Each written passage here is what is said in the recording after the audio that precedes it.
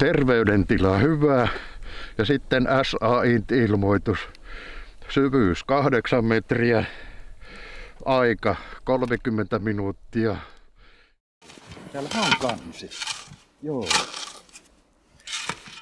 Täällä on avanto. Kun sukellamme talvella, niin tarvitsemme avannon, mistä pääsee jään alle. Nykyään avanto tehdään yleensä kolmion muotoon sen nousun helpottamiseksi, mutta myös neliskanttisia avantoja, niin kuin tässä, voidaan käyttää. Avannon koko täytyy olla riittävän suuri. Minimissään 2 sukeltajan pitää pystyä sieltä tulemaan yhtä aikaa ylös. Jos useampia sukeltajia on jää alla, niin kaikkien pitää pystyä yhtäaikaisesti nousemaan avannosta. Avanto tehdään joko jääsahalla tai moottorisahalla, jos on paksumpi jää. Ja jäätuuraa käytetään myös apuna. Ja minusta tuntuu, että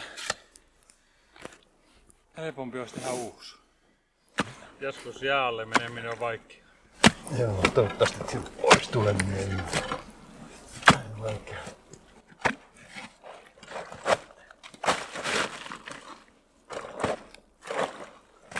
Se on täältäkin auki, mutta tuosta kiinni.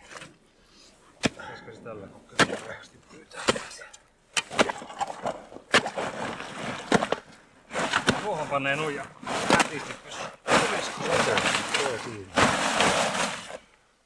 Nyt sitten sinne ei saa mennä kuin sukellusvarusteet päälle. Tai sitten uimahousut jalassa.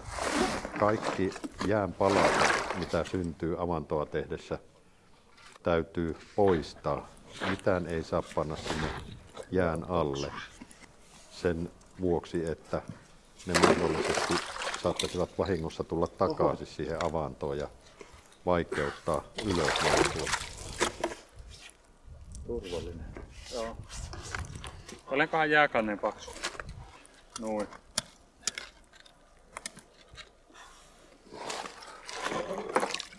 Aha. 520. Myös kaikki pienet jäänpalaset ja sohjo pyritään keräämään esimerkiksi reikä-lapiolla siitä avannosta pois.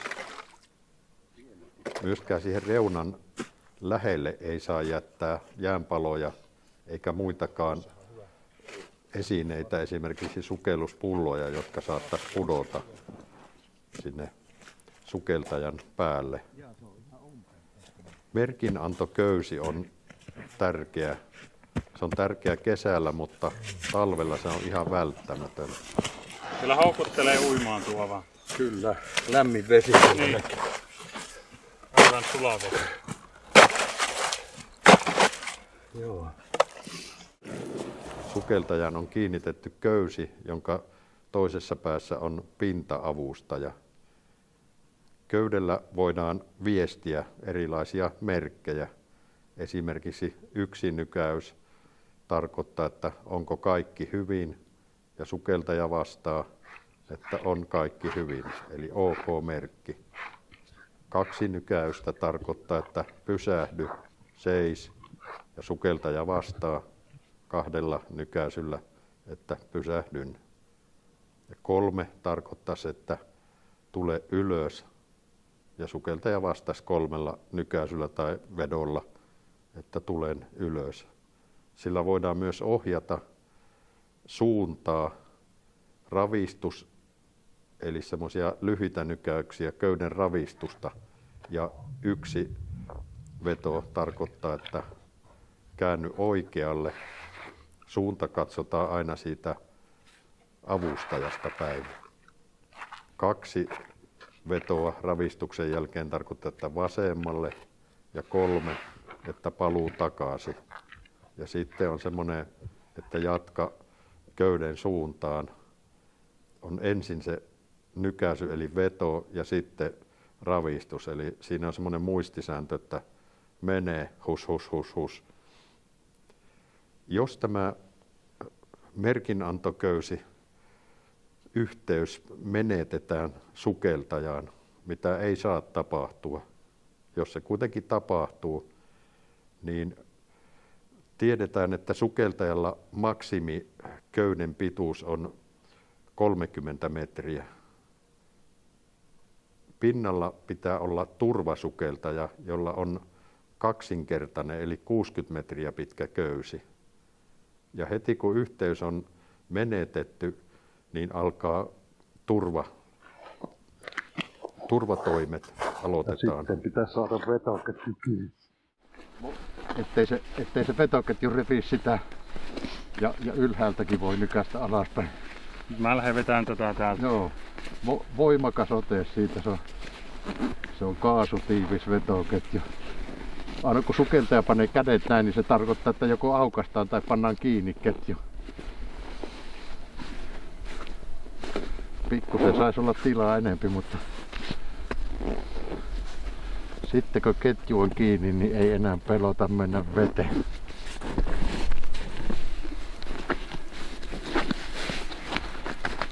Nyt se on kiinni. Hyvä. Sitten mä aukaisen täältä venttiiliä ja päästän ilmaa pois.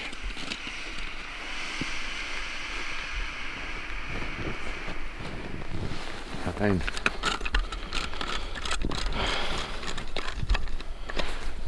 Sukeltajan pitää tietää, että kun minulta on mennyt yhteys poikki, niin minun pitää rauhoittua ja nousta siltä kohdalta jään alapintaan. En saa lähteä etsimään avantoa, jos en ole ihan varma, että näen sen. Ja yksi nykäisy on niin OK-merkki, että onko kaikki hyvin, ja mä vastaan, että kaikki on hyvin. Tai mä voin nykäistä jo ennemmin, että kaikki hyvin. Ja 7 merkkiähän me ei tarvitakaan, se olisi niin 2. Ja 3 on, että tulen ylös, mutta ei me tarvita muuta kuin OK-merkki. Tai sitten jos mä rupean kiskomaan koko ajan, niin silloin mulla on joku hätä. Joo. Ja nyt se turvasukeltaja lähtee avantoon ja sukeltaa sen 60 metriä köyden suoraksi ja alkaa uimaan ympyrää eli kehäetsintää. Ensin siinä jään alapinnassa. Ja jos sukeltaja on jää alapinnassa, niin köysi osuu jossain vaiheessa sukeltajaan ja sukeltaja ottaa siihen kiinni ja antaa vaikkapa OK-merkkiä ja sitten molemmat onnellisesti nousee, antaa merkin, että nousemme ylös. Jos ei sitä jään alareunasta löydy sukeltajaa, hukassa olevaa sukeltajaa, niin sitten turvasukeltaja sukeltaa pohjassa täyden ympyrän. On se silloin, kun mennään pelastustehtävään, niin se on melko haipakka tämä homma. Sukeltamisessa saattaa sattua vaaratilanteita ja onnettomuuksiakin. Kerran kävi niin, että olin sukeltamassa parin kanssa teräslautan alla, joka oli kaivinkoneen ruoppauslautta. Eli kaivinkone työskenteli sitä lautan päältä. Ja hinauksessa tämä lautta oli kaatunut ja kaivinkone oli pudonnut mereen ja lautta oli väärinpäin.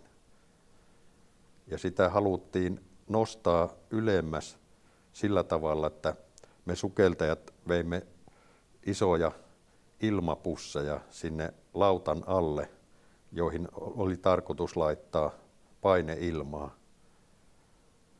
Ja nyt siellä lautan alla oli semmoinen aukko, josta oli tarkoitus panna yksi iso ilmapussi sisään ja aloin tunkemaan sitä ilmapussia, että menin itsekin siitä aukosta osittain sinne lautan sisälle ja sieltä roikkui sähkökaapeleita ja huomasin, että jäin kiinni. Selässä olevasta paineilmapullossa oli venttiilit ylöspäin ja jäin siitä venttiilistä kiinni, enkä saanut omin käsin irrotettua itseäni niistä sähkökaapeleista.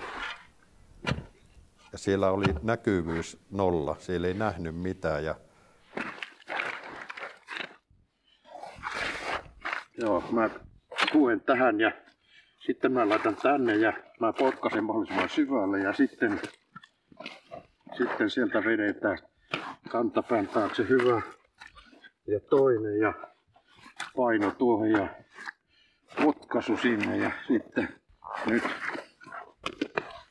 hyvä.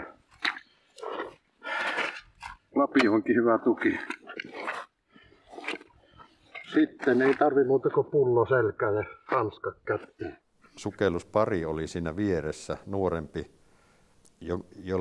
jonka käteen ranteeseen otin kiinni ja vein sen hänen käteensä siihen minun pulloventtiilin kohdalle, niin hän ymmärsi siitä, että tässä on sähkökaapeleita, joihin minun pullo on takertunut kiinni. Ja hän irrotti minut ilman minkäänlaista muunlaista kommunikointia. Ja kiinnitän vatsavyön ja kiristän täältä vetämällä. Laite on mukavasti, ei liian tiukalla, mutta tarpeeksi tiukalla.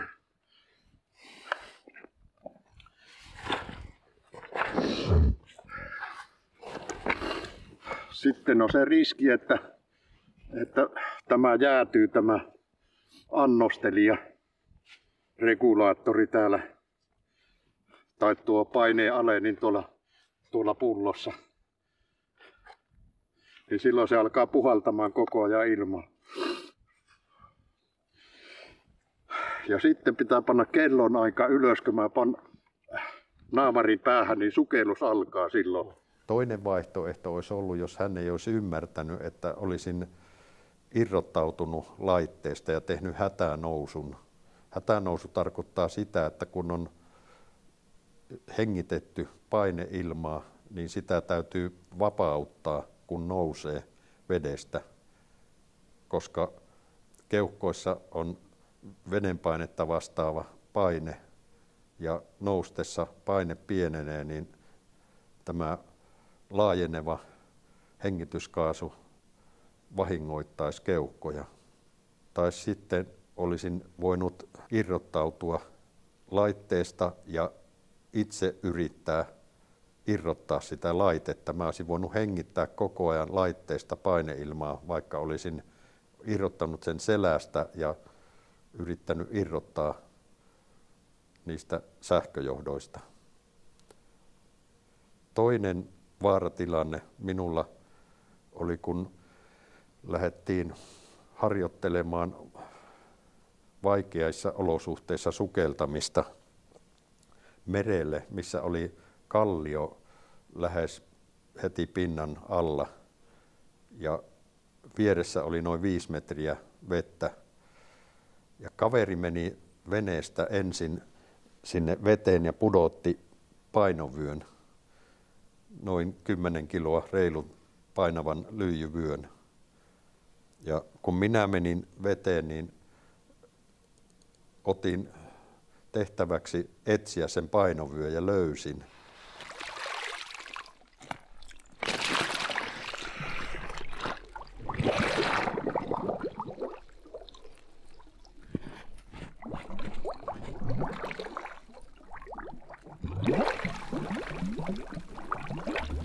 Ja nousin ylös sen kanssa, enkä pannu tasapainoliiviin ilmaa, vaan tein kovasti töitä räpylöillä ja vapaalla kädellä, että pääsin pintaan ja näytin kaverille, että täällä on painovyö. Ja siinä vaiheessa kaveri oli vähän kauempana minusta ja lähdin viemään sitä painovyötä kaveria kohti. Ja risti aallokko siitä kalliosta johtuen löi yllättäen minun yli, että vetäisi ilmeisesti vettä henkeen.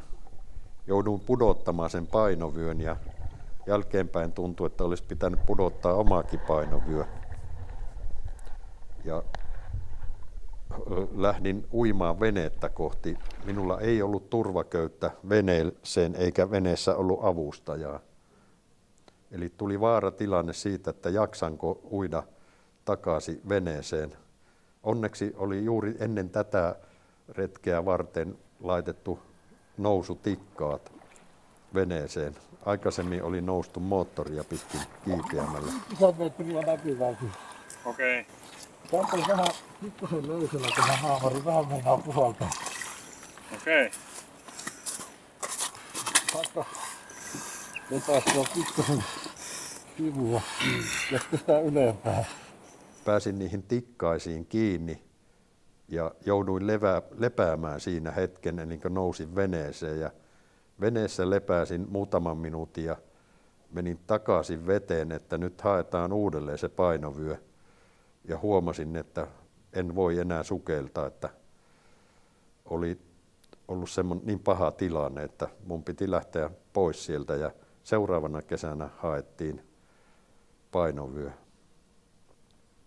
Kolmas vaaratilanne tapahtui, kun kalastusaluksen trooliveneen potkuriakseli ympäriltä olin irrottanut onnistuneesti köyttä taltoilla ja vasaralla ja ehkä rautasahalla. Ja kun aloin lopettelemaan tätä työtä, niin huomasin, että ison kolmilapaisen potkurilavan tai potkurin yhden lavan taakse oli jäänyt mun hengityksi ilmaletku kiinni.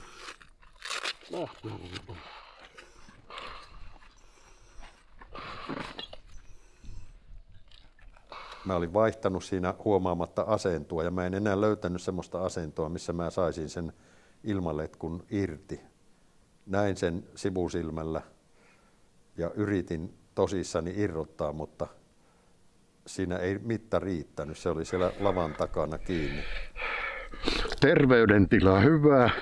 Ja sitten SAI-ilmoitus. Syvyys 8 metriä. Aika 30 minuuttia. Ilmaa 170 baaria. Nousu ilman etappia. Tehtävä harjoitusetsintä avannosta jään alle suoritettu onnistuneesti. Tein semmoisen ratkaisun, että irrotin koko maskin päästä ja aloitin nousun heti ja nykäsin letkusta sitä maskia ja se ei onneksi takertunut kiinni. Siinä sekunnin 2 aikana kerkesin miettiä, että mitä sitten, jos se ei tulekaan, että se jää se koko maski sinne lavan takaa kiinni, mutta siinä onnistuin. Ja sieltä vähän kiinni. Noin ja toinen. Tämä kävi ennen helpommin. Joo, sillä. Tällä tavalla. Ja nythän kannattaisi kävellä nämä selänsä autolle, niin ei tarvitse sun kantaa. Tähänkö pannaan 30 astetta pakkasta, niin tämä on vielä erilaisempaa näiden varusteiden kanssa. Sitten yksi tapaus, jossa olin sukellusvanhimpana ja oltiin aika pahassa kelissä merellä suorittamassa etsintää uponeen kalaveneen, väärinpäin olevan kalaveneen lähettyvillä. Sukeltaja sukelsi isommasta aluksesta, jolla oli vaikeuksia pysyä paikallaan. Ei voinut ankkuroida, piti olla keula vasta tuuleen ja taisi vielä luntakin pyryttää. Niin tämä sukeltaja nousi sieltä veneen toiselta puolelta, sen turmaveneen toiselta puolelta ja ilmoitti, että merkinantoköysi on takertunut kiinni sinne uponeen veneen alle. Ja hän ehdotti sieltä, että hän sukeltaa takaisin ja yrittää irrottaa. Mutta teimme semmoisen ratkaisun, että hän odottaa pinnassa ja turvasukeltaja lähti heti oman köyden kanssa ja ui sinne sukeltajan luokse ja irrotti sukeltajan turvaköyden, merkinantoköyden ja kiinnitti omaan köyteen. Ja he molemmat tuli tämän turvasukeltajan merkinantoköyttä pitkin onnistuneesti veneeseen. Mutkat on tuolla varpaissa. Veto on selän puolelta, niin tältä puolelta laitetaan jatkokappale. Noin, ja sitten pannaan taas vetoketju kiinni. Että ilma tulee tuolta kasvuaukosta.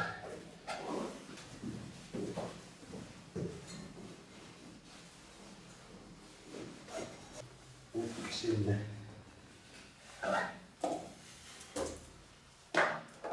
Pukukuivuri lukee tuossa.